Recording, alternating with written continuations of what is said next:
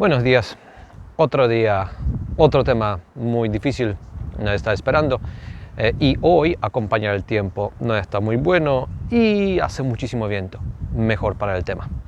Pero empezamos con una cosa un poquito menos pesada. Creo que mucha gente pensando Creta piensa Minotauro, laberinto, rey Minos, la mitología griega. Y pues hay muchos sitios de la cultura minoica y algunos muy conocidos. Es un tema también que vamos a tocar en su momento, pero también hay muchos sitios pequeñitos y hemos decidido empezar con un tolos, con una tumba vieja de la época minoica. Esto entonces un pequeño, digamos, tráiler de lo que viene en su momento.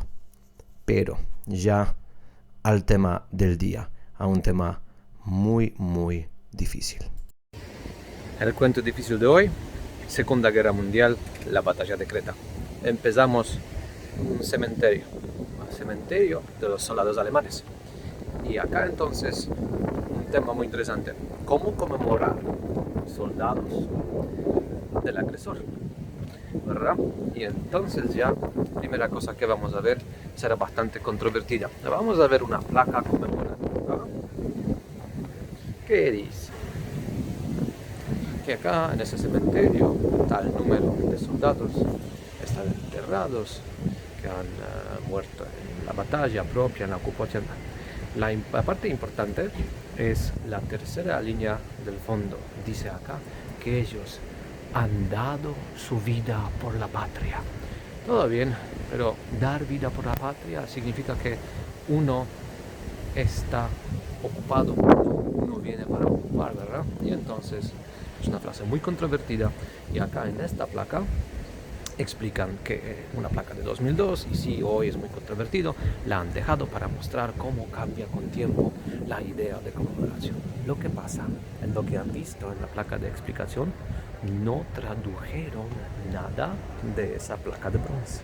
Así que te cuenta sobre, digamos, controversias, pero no te cuenta exactamente cuál es la frase controvertida. Es muy curioso, parece un poco intentar evitar el problema más que explicarlo. Pero afortunadamente acá tenemos una parte mejor hecha, una pequeña exhibición sobre el tema. Bueno, hay fotos de la propia invasión de Creta, sí, pero sobre todo tema cómo conmemorar ya después de la guerra, sobre todo los invasores. Y de hecho es pequeño pero muy bien hecho, muy interesante, pero ya sin detalle. Quiero mostrarles solo una persona acá. Este señor bastante lindito. Sobre él ahorita unas palabras. Ese señor tan lindito era Kurt Student. La Primera Guerra Mundial, uno de los cazadores de aviones mejores de Alemania, como Göring, por ejemplo. Y entonces cuando ya después de la Primera Guerra Mundial Hitler toma poder, Hitler tenía una idea que infantería es obra prusiana, el poder naval es obra de llamada Segunda Reich, la época de Bismarck, y entonces lo de Hitler será ya otro tipo de poder de Luftwaffe, poder del aire. Y entonces gente como Student lo utilizan, esa obsesión de Hitler con poder en el aire. Y entonces que ha creado un grupo de soldados de élite, se decía paracaidistas. Y entonces, cuando viene la invasión de Polonia, al final no se les utiliza, se cree que no tiene sentido. Luego, invasión de Holanda, Bélgica y Noruega, sí, pero siempre marginados. Y entonces, cuando viene la cuestión de Creta, Student convence a Hitler. No sé cuál es su imagen cuando digo soldados de élite. Pero yo, gracias a Hollywood, pienso Stallone, Van Damme, todos esos grandotes, viejotes. Pues acá era un poco diferente. Tal vez algunos eran grandes, pero sobre todo eran jóvenes, tenían 18, 20, 20 y pico años. Y ellos ya muchas veces ya crecían durante la época nazi. Entonces, bueno, muchos eran simplemente de Hitlerjugend, estaban están seguros que ellos son no simplemente élite de soldados, ellos son élite del mundo, ¿verdad? Tercer Reich, pues tiene derecho a tomar todo. Entonces es posible que en su mente, cuando vienen acá invadiendo Creta, están pensando, defendiendo su patria. Y bueno, entonces, siendo ellos élite del mundo, la raza superior, pues son invencibles, ¿verdad? Y encima, si tenían 20 y pico años, gente de esa edad sí está segura que es invencible. Pues les puedo decir una cosa, eran bastante invencibles, todos están acá. Si empezamos ahorita a entrar esas callecitas, esos caminos pequeños, pues lo que vamos a ver son fechas así. 1920 muere 41. 1917 muere 41. 1919 muere 42. Así que esa élite del mundo sí era bastante invencible. Se puede preguntar si son élite y todo, ¿por qué caían como moscas? Pues primero, cuando les utilizaban primeras veces, era todo en secreto. Otra cosa es que luchaban no en el frente, pero tras del frente del enemigo.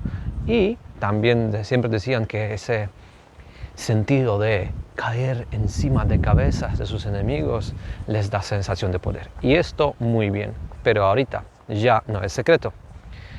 Cosa negativa sobre ese sentimiento de superioridad, la Luftwaffe no sabía mantener cosas en secreto. Y entonces acá los británicos sabían muy bien que habrá invasión del aire, y digo de los paracaidistas. Y es una cosa. Segunda, ya no caían encima de gente con el sentido de poder, ya caían sin poder defenderse. Entonces eran como los metafóricos patos, y así exactamente les disparaban los aliados. Y entonces, bueno, obviamente había aviones que simplemente no llegaron, había gente que moría ya en el avión, en accidentes, pero la mayoría de los paracaidistas mueren en 2 primeros días de la invasión, y muchos de ellos no tenían ni tiempo pisar la tierra vivos. Muchos de ellos simplemente se disparaba cuando estaban volando en el aire. Y al final, el número de bajas era tan enorme que, bueno, propaganda dice que claro, victoria enorme y todo. Al final han ganado alemanes la batalla de Creta. Pero el número de bajas era tan enorme que al final Hitler decidió que una cosa así no tiene sentido y nunca les utilizó más. Pues ¿por qué empezar una invasión de Creta? Lo que pasa, Hitler tiene un amigo en Rumanía. Rumanía tiene petróleo. Y entonces muy importante para los tanques alemanes, si Hitler quiere empezar la invasión de Unión Soviética, tiene que tener todo allá seguro. Y entonces, por diplomacia, no fue bien, así que empieza invasión de Yugoslavia. Mientras italianos están perdiendo en Grecia, así que por el camino alemanes también invadieron Grecia. Creta queda independiente y parece poco, pero muy importante. De Creta pueden llegar los aviones británicos a Rumanía, tal vez van a bombardear la industria de petróleo de Rumanía. Eso no se puede permitir, así que Creta también hay que tomar. Y la clave es el sitio donde estamos, Maleme. Acá un pequeño aeropuerto. Si se puede tomar aeropuerto cerca a Grecia continental, pronto pueden llegar por aire más soldados. Y así entonces, aeropuerto de Maleme era la clave de Creta. Y acá ya con mucho más detalle podemos ver el pequeño aeropuerto. No se puede grabar nada allá porque hoy está en manos del ejército griego y no está permitido. Nosotros vamos a bajar acá al puente y apunto a colina 107. Y eso es esa mierdita de aeropuerto. ese trozo de asfalto era la clave a Creta. Es impresionante cómo sitios tan pequeñitos a veces tienen tanto potencial estratégico. El famoso puente de Tavronitis, original, y no solo el propio puente. Lo que ven acá, los agujeros, no es porque todo se está cayendo, pues se cae, pero esto es de la época de guerra, un souvenir pequeño. Los agujeros que ven, así dispararon los neozelandeses, pues los aliados, así a los alemanes. Y del otro lado van a ver ya agujeros más grandes. Los paracaidistas trajeron esas metralletas enormes y es lo que han dejado ellos. Y este puente también nos permite entender porque, aunque sí caían como moscas, los alemanes ganaron la batalla igual. Pues el general Freyberg, que era el general comandante de los aliados, estaba seguro que ellos son no más una distracción, que la fuerza principal va a venir por el mar. Y entonces sus soldados, y había miles de ellos, sobre todo, estaban protegiendo la ciudad de Hania hacia Maleme, el aeropuerto. Y por ejemplo, acá donde estamos, oeste de Tavronitis, no había nadie. En el este, pues sí había unos batallones, pero poca gente al final. Y entonces los paracaidistas que tenían mala suerte, aterrizar más por allá, pues mala suerte, caen como moscas. Pero los que aterrizan acá tienen tiempo aterrizar, tienen tiempo buscar agua, buscar armas que caían en cajas separadas, prepararlo todo y luego tomar entonces el puente. Y así, puente pequeñito era muy importante en la batalla de Creta y también entonces uno de errores más grandes de los generales británicos. No protegieron Tavronitis, la línea del río y el puente. Estamos ahorita en la colina 107 y creo que acá es la mejor manera de entender la obsesión de Freyberg con la invasión naval. Se ve perfectamente desde la colina todas las playas hacia, desde Maleme, desde el aeropuerto, hacia Hania y el puerto allá. Y entonces en la colina había artillería, pero estaba fija y la idea era cuando viene invasión naval se puede utilizarla contra los barcos, pero luego cuando resulta que muchísimos paracaidistas caen en el oeste porque la artillería estaba fija, al final resultó por completo inútil. Acá digamos el highlight, un búnker, o tal vez el búnker, no sé si es del jefe de la colina o no, pero le tenemos acá y para ser honesto, un poco de desgracia que está tan abandonado. No sé a qué están esperando que caiga. Un sitio tan importante para la historia del pueblo, pues nada, miren, está cayendo. Sí, es bastante triste. Pero nosotros vamos a entrar y acá unas cosas muy interesantes también, porque miren, se habla todo el tiempo de la invasión paracaidista. Obviamente, una cosa bastante interesante desde el punto de vista militar, pero lo que la gente se olvida es que al final, si es fuerza aérea, es sobre todo no paracaidista, sino avión. Y aviones vienen con bombas. Obviamente acá había cada día bombardeo y también día propio de invasión por la mañana. Y eso, entonces tenemos un búnker para protegernos, ¿verdad? Pero búnker no te protege de otra cosa. La guerra psicológica, podemos decir. Porque miren, los tucas que venían con las bombas hacían un ruido muy particular. Las bombas también, todo el tiempo explotando. Al final la gente simplemente le dolía la cabeza. No podían pensar y al final de estar tenso todo el tiempo, pues la gente pierde cabezas. Más todavía, no hay comunicación porque las bombas también cortan las líneas de comunicación. Y entonces tenemos 20 de mayo, empieza la batalla. Acá tenemos coronel Andrew. Y él, pues, no puede comunicarse con sus jefes, no puede comunicarse con la mayoría de su propia gente. Y encima, con días de bombardeo, pues el hombre estaba mal, simplemente. Y un momento, por fin llega noticia a sus jefes que necesita ayuda. Dicen no, porque dicen, esto es distracción.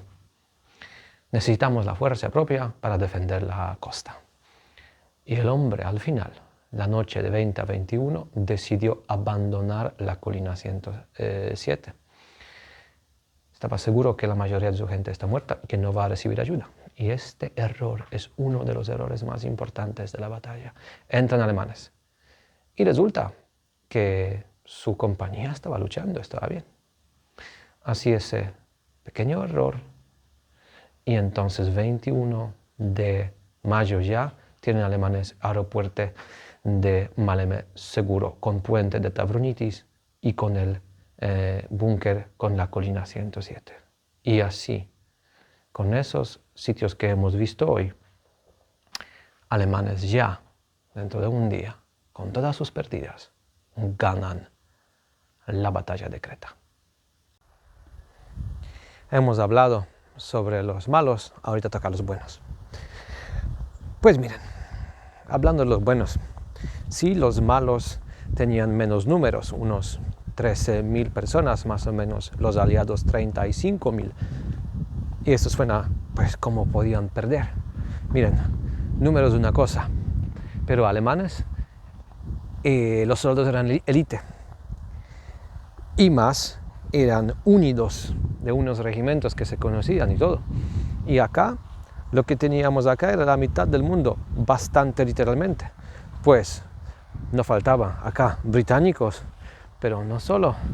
Por ejemplo, muchísima gente de Nueva Zelanda. Y entonces, primera cosa, alemanes no están en casa, sí, pero con la ideología, bueno, súper, digamos, loca.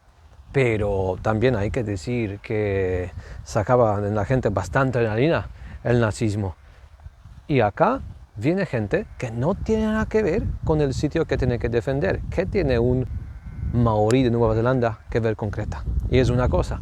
Otra, ¿qué tal su moral? Pues bajísimo.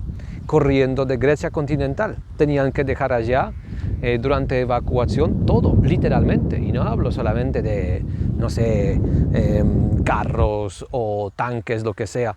Tenían que dejar sus rifles corriendo de allá. Y entonces viene gente que ya ha perdido contra alemanes la guerra de Grecia continental. O sea, moral bajísimo. Y muchos no han llegado. Por ejemplo, la bahía que ven tras mío estaba llena de barcos medio simplemente hundidos. Luftwaffe obviamente no dormía. Y así entonces, una cosa, moral bajísimo. Ya gente que perdía batallas. Y otra cosa, pues les faltaba de todo. Les faltaba de rifles, municiones.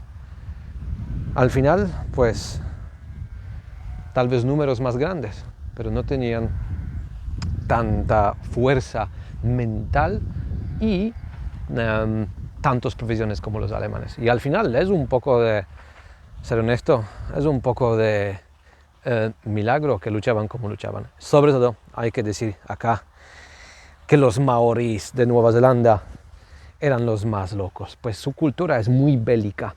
Y entonces, si no han escuchado sobre la famosa haka, lo recomiendo buscar en internet. Normalmente cuando se ve rugby y toca ver Nueva Zelanda, ellos empiezan con la famosa haka. Y es entonces una danza bélica, un baile bélico, y la gente piensa, qué bonito y todo. Pues es una cosa bastante seria. Cuando empezó la evacuación, hubo un batallón neozelandés lleno de maoris, y entonces tenían que defender una de las flancas de los alemanes. Pues los alemanes se acercan y uno de los maoris se pone frente a ellos y empieza a bailar la haka. Cuando la ha visto el resto del regimiento, como locos salieron gritando con lo que tenían a mano, o sea, rifles o cuchillos, y atacaron a los alemanes. Si me acuerdo bien, dentro de una hora mataron unos 600. Así que la próxima, cuando toca ver la haka, ya van a saber, no es ninguna tontería. Nuestra última parada es Askifu, un pequeño pueblo perdido en la montaña de Grecia central. Y acá tenemos de repente un, digamos, tesoro escondido, oficialmente lo que se llama Museo de Guerra. En realidad es una colección de una familia y acá tenemos señor dueño, 70 años, estaban haciendo una colección de todo lo que encuentran alrededor, pues 3.000 objetos conectados con la guerra. Es impresionante. Una cosa es leer la historia, otra visitar sitios donde todo sucedió, pero una cosa completamente diferente es verlo todo. Y digo, 3.000 objetos en un sitio pequeño. Es impresionante. Y la mejor manera, creo, de terminar nuestro día. Tal vez el día sí, pero falta una parada para terminar el cuento. Bienvenidos a Horas Fakion. Acá supuestamente había en su momento glorioso 100 iglesias. Ahorita lo que ven es todo. Creo que hay más turistas que gente local, 200, 300 habitantes tiene el sitio. Pero acá estamos por dos razones. Y sobre la primera razón vamos a hablar ahorita. La batalla por Creta es sobre todo la cuestión del norte. Pero los últimos pasos es el sur. Al final los generales aliados, después de una semana de batalla, decidieron lo más importante es el canal de Suez. Y entonces decidieron salvar la gente, decidieron evacuarles al sur. Y desde acá, desde Horas Fakion, al final evacuaron la mayoría, unos 20.000 personas al final. Entonces, del lado aliado, tenían solo 2.000 bajas. Digo solo porque considerando la ferocidad de la batalla, pues esto no es tanto, ¿verdad? 10.000 personas no evacuaron, 10.000 personas al final caen en manos alemanas y algunos se ponen al lado de los partisanos griegos. Y miren, acá tienen entonces las banderas de Reino Unido, Australia, Nueva Zelanda, y la griega también. Lo que pasa, griegos no podían defender su propia tierra porque cuando Italia invade Grecia, todo ejército griego, incluso soldados de Creta, se manda a Grecia noroeste, a la frontera con hoy en día Albania. Y cuando luego Alemania invade Grecia también, ellos están atrapados entre italianos y alemanes. Y acá entonces había al final unos, se dice hasta 10.000 soldados griegos, pero sobre todo su tierra defendían los aliados. Y ahorita, la cuestión de soldados griegos es interesante, pero más interesante los civiles. Acá la gente tiene cultura muy bélica y entonces alemanes tenían más problemas con civiles que con los soldados griegos. ¿Y de dónde sale esa cultura tan bélica? Esto ya tocaremos en el próximo capítulo. Por ahora, pues continuará.